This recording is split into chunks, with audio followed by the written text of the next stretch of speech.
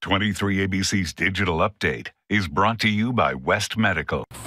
Good evening, I'm Jessica Harrington. Here's what's making headlines around Kern County. For the third day in a row, another local resident has died from COVID-19. Officials say the death toll is now at 8. There are 939 residents who have tested positive and 9 non-residents. The good news is more than half of those people have recovered from the virus. More than 3,800 tests are still pending. Next week, the Kern County Board of Supervisors will discuss plans to spend around $157 million in federal aid. The county received the funds as part of the more than $2 trillion U.S. Coronavirus Aid, Relief, and Economic Security Act. The legislation, also known as the CARES Act, provides funding for Americans, including municipalities with populations of more than 500,000 people. Officials said the county intends to spend the funds on a variety of coronavirus relief efforts, including $35 million in small business support and $4 million toward food insecurity and the homeless.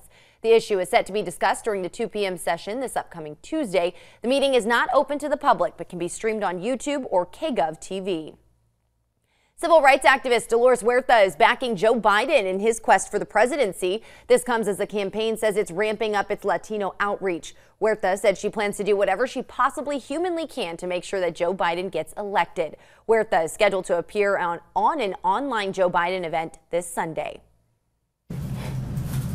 A wind advisory remains in effect for our mountain and desert communities, and that will expire tomorrow morning around 8 a.m. But here's a look at our futurecast wind model. You see windy to blustery conditions in our mountain and desert areas. Wind gusts up to 40 miles per hour through Monday evening, but that wind advisory will expire tomorrow morning. Here's a look at our air quality for tomorrow. We will remain in the moderate range with an AQI of 93. Temperatures are much cooler than what we saw in the beginning of this week. Tonight's lows, we're looking at a low of 55 in Bakersfield, a low of 46 in Tehachapi, and a low of 40 in Fraser Park. Tomorrow's highs, we're looking in the low 80s for most parts of the valley, 83 for Delano, 82 in Bakersfield, looking at 66 in Tehachapi, and 83 in Ridgecrest. So those cooler temperatures will stick around until Tuesday. That's when a warming trend will begin, and we'll be back to those above average temperatures possibly by next Friday, hitting some very warm temperatures in the 96 for our high by next Friday. So temperatures will begin to rise starting Tuesday.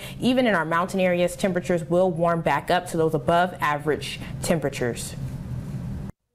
That's your latest news and weather update. For the latest news anytime, be sure to log on to our website, turn to23.com.